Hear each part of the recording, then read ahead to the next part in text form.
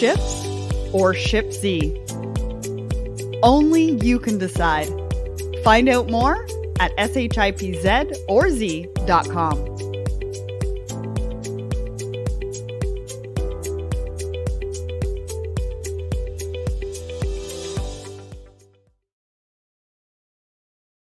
Good morning, everybody. Just a little bit of a hiccup there. I forgot to put myself on screen because I wanted to make sure that I have you guys live on my personal LinkedIn page, which it looks like we are out there live right now, which is amazing. I hope that you guys are having an amazing week so far. I know this is a pretty heavy day, right? Last day of voting in the US. They're talking about not having results until Friday. And so I know this week is probably very, very stress-filled on top of everything else that is happening in your lives. So just sending out some love and some light to you during this week as we navigate through what is going on in the States at the moment. So let's do a recap of what is happening on Let's Talk Supply Chain. Before I do that, I should probably introduce myself. My name is Sarah Barnes-Humphrey. I am the founder and host of Let's Talk Supply Chain. I'm also the CEO of Ships, which is the new platform that we were talking about at the beginning of the show. We are helping importers and exporters do better business with freight forwarders on international shipping, and we are in full beta. So go to ships.com and hopefully we're going to see you over there because we're doing some amazing things over there. And we're taking everything that you're doing in email right now with your international shipping, air freight, ocean freight, and moving it online in one place, one login, one vendor, and shippers are loving it. So let's talk about what is happening on Let's Talk Supply Chain this week. So our episode that released yesterday is our Woman in Supply Chain series. That's right. The first Monday of every single month, we feature a woman in supply chain. Right now, our sponsor is Apex Logistics, and they're the ones that allow us to be able to do this feature, which is awesome. We love featuring all of the women in supply chain, all of their journeys to success. And the one this week is Carolina De La Paz from Lenovo.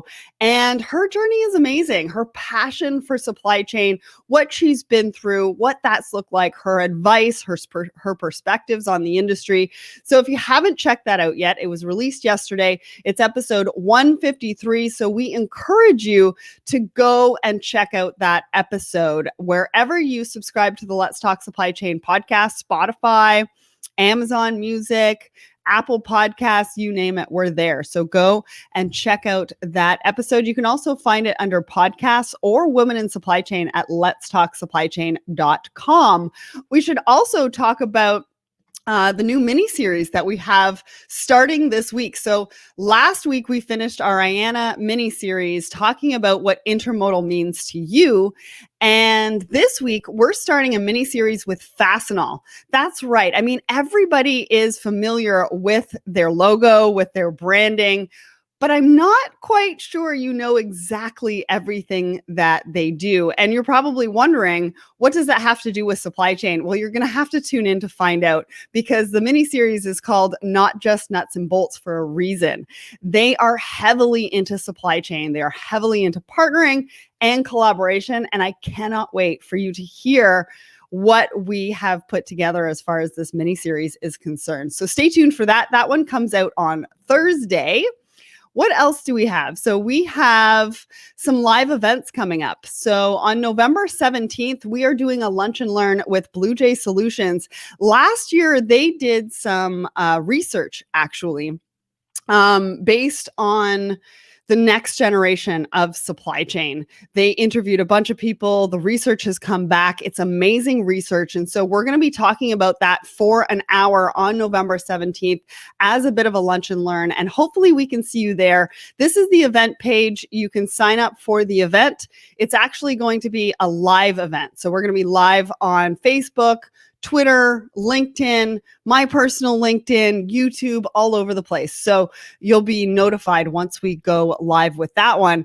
And then that same week, we are doing another Lunch and Learn on the Thursday, November 19th. And the reason why we're doing this is because it's Women's Entrepreneurship Day, and we wanted to do something fun and exciting. We wanted to give back to the community and talk about how businesses and women-owned businesses can elevate their business by selling internationally. So we're going to be talking with EDC all about what that looks like. How do you get into new markets? What financing do you need to get into new markets? How important is it for you to get into new markets? And so check that out. Yeah, we're going to be live with this one again, November 19th for a Lunch and Learn with EDC. You're not going to want to miss that one at all. What else are we talking about today? So I'm going to bring Audrey Ross up. Hey, Audrey. Good morning. How are you? Good. Good. I love that color on you. Thank you. It looks very nice.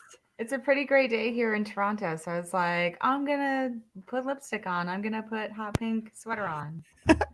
I kind of did the same thing with the green. This is my signature green. And I Yeah. literally found it in my closet the other day. I was like, oh yeah, this is my top. So I had this dream last night, and I was sharing this with AJ before we started. Yeah. I had this dream that AJ didn't show up for the back end of Thoughts and Coffee, and then you didn't show up, and that I was doing this whole thing by myself, which, you know, is fine. But I got a comment that it was a little boring. So I'm really glad you showed up this morning. Anyways. Your dream. Oh I know, God. Right? I woke up at 6:30 this morning in like complete sweats. No, I'm just kidding. Just kidding. So let's introduce you just in case people don't know who you are. I mean, you're on here every other Tuesday, but let's do it anyways. It's me. So I'm Audrey Ross. I'm a logistics and customs specialist at Orchard Custom Beauty here in Toronto. So yeah, I do international trade, import, export, global shipping, customs, and international tax.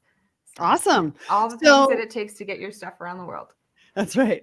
So we're going to talk about the question of the week before we get into Thoughts and Coffee. So the question of the week, it comes out on Let's Talk Supply Chain, LinkedIn, Facebook, Instagram, Twitter. Not sure about TikTok.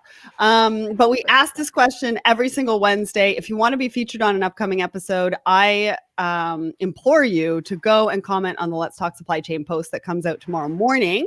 And let's talk about that. So the question of the week is, what are your wins for this week? I know it's only Tuesday, so we can go into last week. So what are your wins? What did you win in this last week? How does it look like? My UK VAT audit actually came back a lot better than I thought it would. Yay! So hopefully none of you ever have to go through that. There was a bit of information sharing, but in the end it was it actually worked out really well. Awesome. Another win. Yeah, there's been some challenges. Yeah, I know. Well, it's Mercury retrograde, is it not? Yeah, I think that ends today. Thank goodness. Yes, I think it does too. I don't think we are live on Let's Talk Supply Chain LinkedIn. AJ, if you're listening, can you just go and check that out for me? Because all I'm seeing is on my personal. So I want to give a shout out since we're not getting anybody from our Let's Talk Supply Chain LinkedIn. Laura Lee says, good morning from New York. Aaron says, hi, Sarah. Davin says, good morning. Tim, good morning. Tessa, yes, we see you. And a lot more. So thank you so much for joining us. I don't know why it's not showing on our Let's Talk Supply Chain LinkedIn page, but at least we're live on my personal page. So retrograde. I know. You know, it's just one of those things, and you kind of got to go with the flow. So let's just go with the flow. Yeah. So we're going to talk about my thoughts. And here we go. John says he's live. Okay, awesome. Thank you, guys. I didn't see any comments, so I just wanted to make sure it was working. So I appreciate. Wake up, everyone. Yeah, look. Hello, welcome to Tuesday. Hello, welcome to Tuesday. Hi, guys. Thank you so much for joining us. I'm glad that you're commenting. You have one job. It's to write to us. And just let us know that we're actually live. All right, let's get to my thoughts and coffee post. Yeah. So Sunday, I had the Yeah. choice between two posts. Yeah. And I think next Sunday I'll talk about the You're gonna do other that. one, which is hope. I was Yeah. going to talk about that one on Sunday just because of everything that's happening in the US, but I think I'm going to leave that till thoughts and coffee for next week.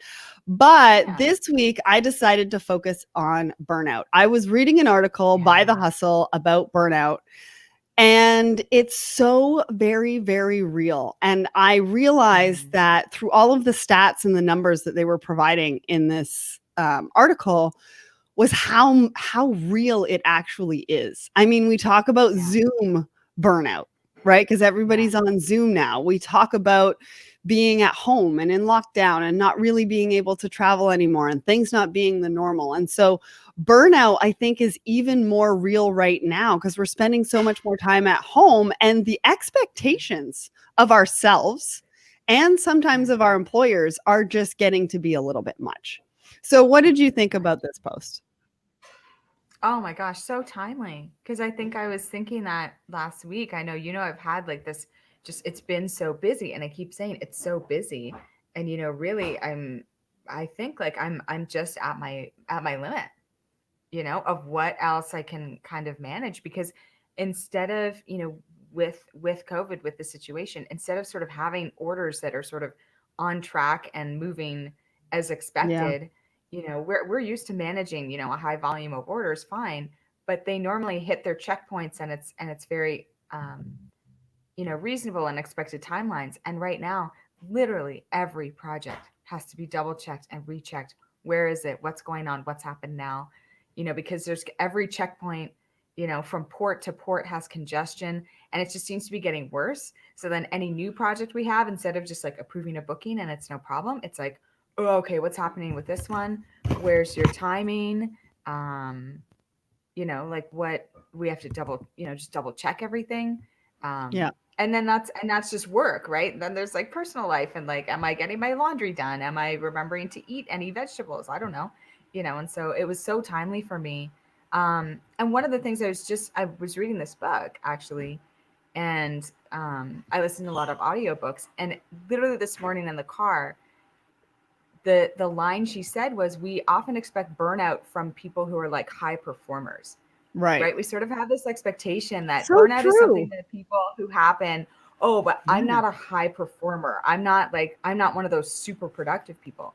But what she was mentioning was that burnout is, everybody can have burnout. It's not about, you're adding judgment when it's like, but they're a super performer, so it's okay that they get burnout because they've done all of these hyper productive things, right? But we do that because I'm like that. I'm like, like, have I been working hard enough? Have it? And it's like, no, you can have burnout.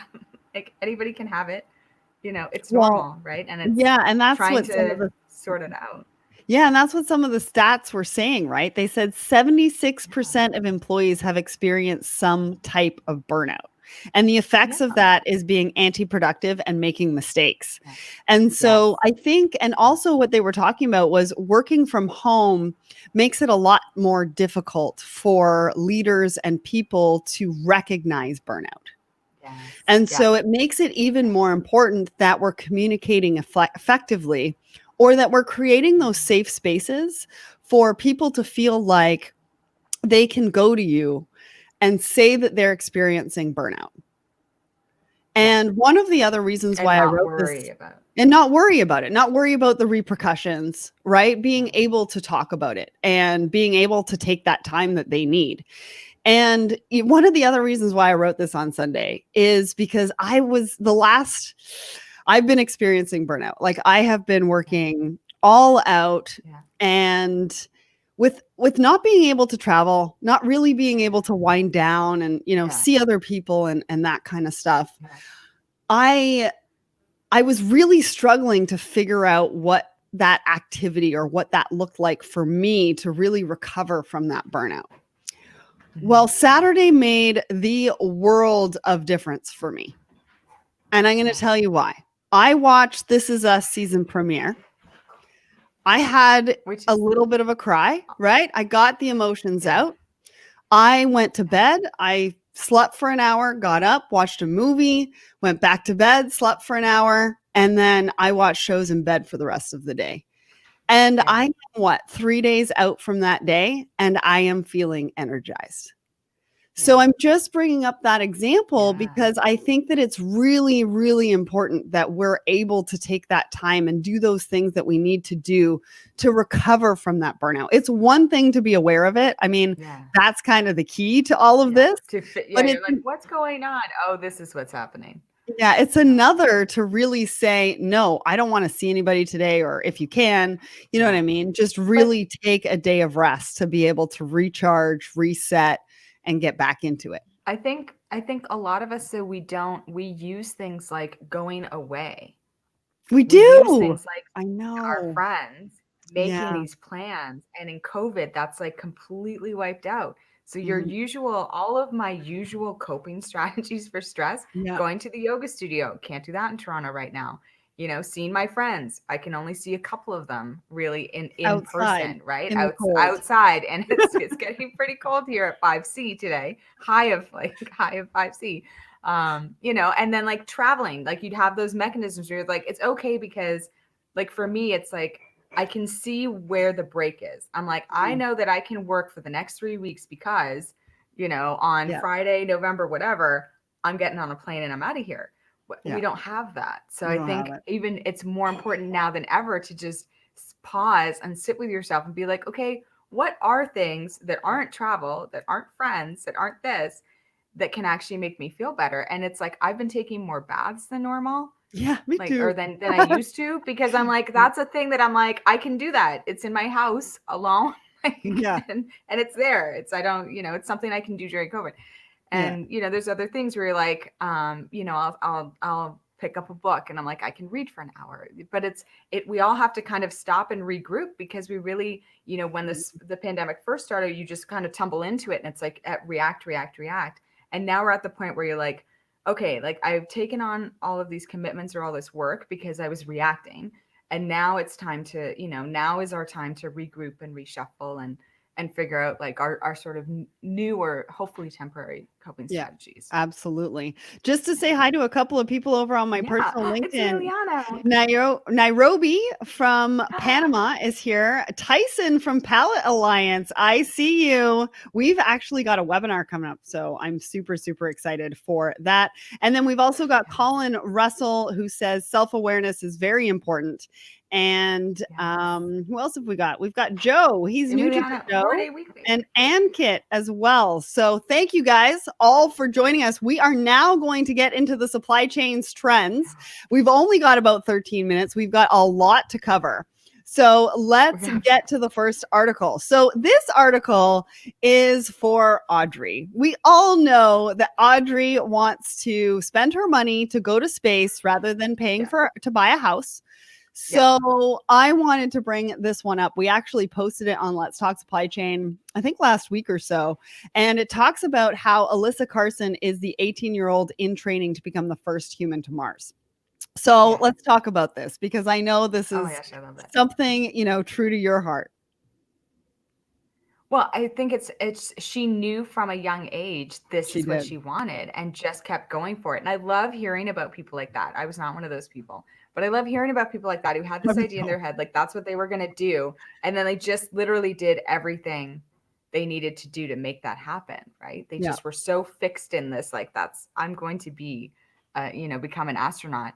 And she's one of the youngest to graduate and have all of these certifications and, and it's like, what I found out, what we talked about the other day, like when you had Sarah Scudder on too, is like there could be jobs in space. I'm going to get to that. I found a new article and we're going to talk about that. Okay, I didn't share this article with you.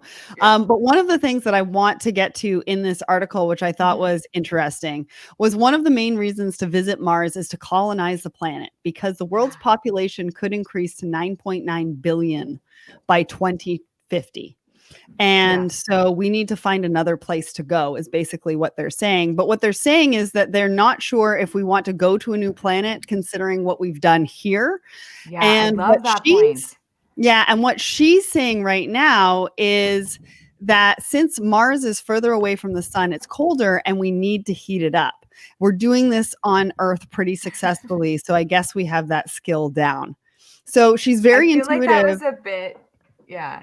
I mean, to each its own. Everybody's got their own thoughts on this. But I mean, at the end of the day, it looks like we're going to have to move on at some point. And they're really, really looking at Mars for that to happen. So I would encourage our logistics and supply chain professionals that are out there listening to us to take a look at space as another avenue to what you're doing in logistics. And I am actually going to go to this article really quickly, because in the UK, they actually just announced a new apprenticeship opportunity designed to help students to get a job in space. And that's, or not necessarily in space, but in the space field. And it includes spacecraft manufacturing and satellite integration, which, as we all know, has a component of logistics and supply chain. Yes. So, launching in January 2021, the Space Engineering Technician Apprenticeship is going to be available, I believe, out of the University of Leicester in the UK.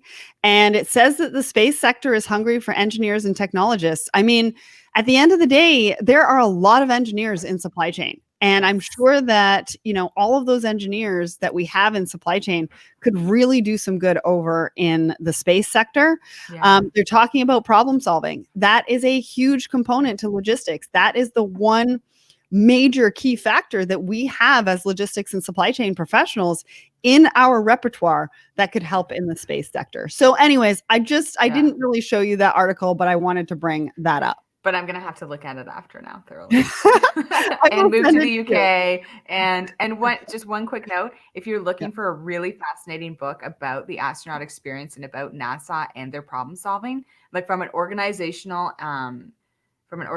management and change management perspective, that Chris Hadfield book, it's about him becoming an astronaut, but he has chunks in it that are just about NASA and their problem solving, and it was fascinating.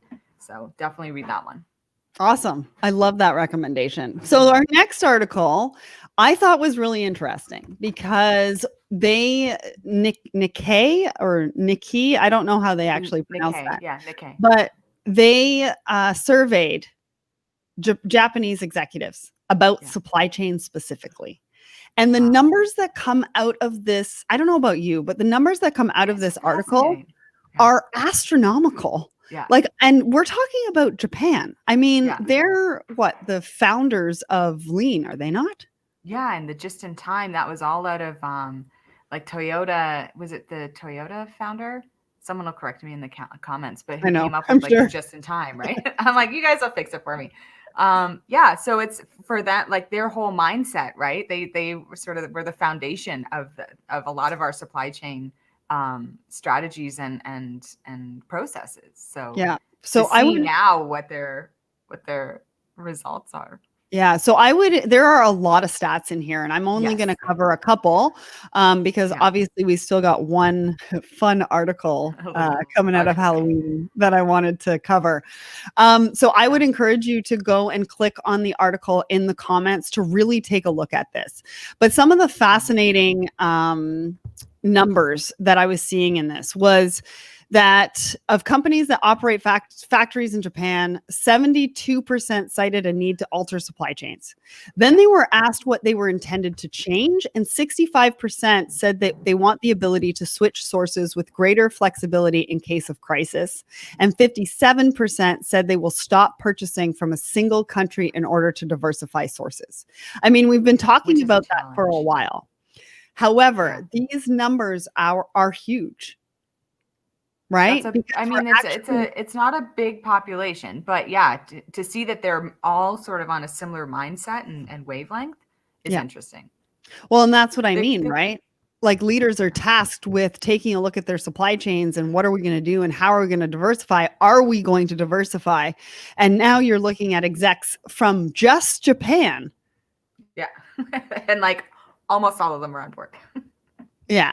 And then the other interesting part of this for me was 63% said half or more of their workers will telecommute, including 4% who said, 89% says they intend to introduce flexible hours.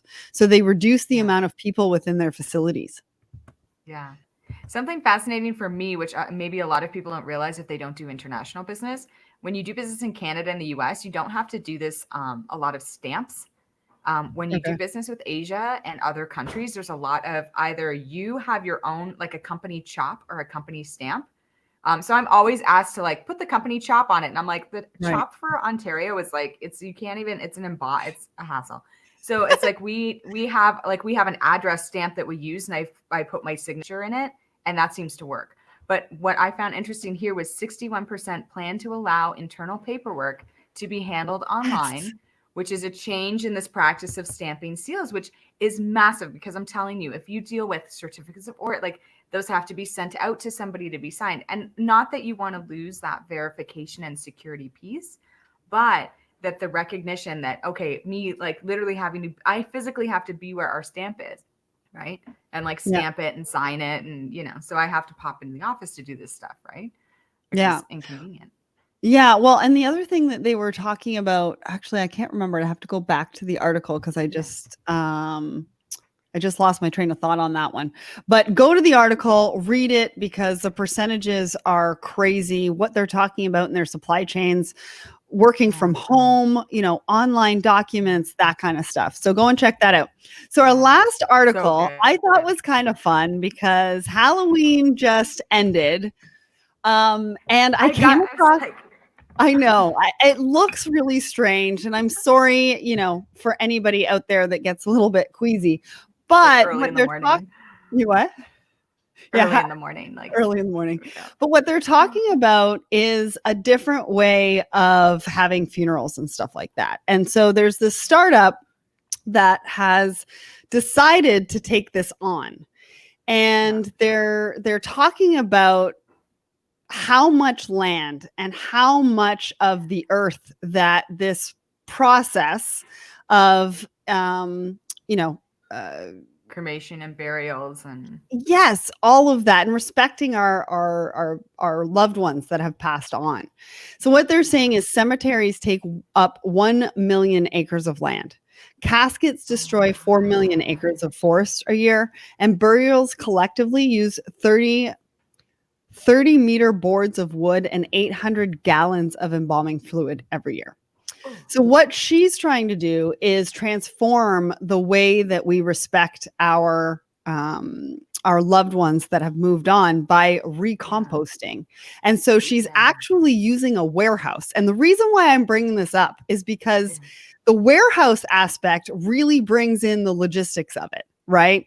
First of all, you have to move the bodies to the warehouse. And second of all, within the warehouse, you do have to provide places for it to be for the bodies to decompose into usable soil. And so really taking this reusability thing and utilizing logistics to a whole new level. Now, I think this might be a little bit controversial. I don't know how many people are going to feel okay with this. I don't know how many people are going to feel absolutely not. We cannot do this. So I think it's going to create some discussion here, but I wanted to bring it up because of the logistics and supply chain component, and talk about how even an industry like funeral homes and different things like that are being looked upon and changed in various different ways. And, obviously we have gone through a lot of change this year. And so this could be taking it a little bit too far, but they're going to be looking at renting warehouse space for this. They're going to be looking at moving the product in trucks. And so, this could be a whole new avenue of logistics, which I don't think we can ignore. Yeah, I mean, it's one of those things. We've had certain practices for hundreds of years, and maybe there is a way to be more, with dignity and obviously, these can be social mores, controversial topics, but maybe there is a more innovative or different way to manage that. And, absolutely supply chain's involved in all of that. I think it's, people are realizing this year, supply chain touches every single part of your life, right? From the beginning of it to the end of it, it's it's a cycle. Yeah. And that's one of the reasons why I wanted to bring this article. So we do have the article in Yeah. comments if you do want to go and check it out. I would encourage you to have this discussion and talk about how, you feel about it and, have the community sort of talk about it, because at the end of the day, there's going to be somebody in logistics that's going to be involved in something like this. And this isn't the first of its kind. This is something that's going to change the future of not only that industry, but we're going to see changes in industries all over, and logistics and supply chain are going to be a key component to that. Well, we have come to the end of another Thoughts and Coffee. Wow, that 30 minutes goes by so quickly. I know, but I really enjoyed this. Thank you so much for everybody on LinkedIn, Facebook, YouTube, Twitter for joining us today. Thank you, Audrey. As always, it's been a fascinating discussion, and I hope everybody just has a great week. Like, take it one day at a time. I know it's really stressful week. Make sure you don't get into burnout. And if you think you're getting there, reach out, like send people a quick message, because, more people go through it than you think. And, this community is very kind and is happy to help. So absolutely. Great comments.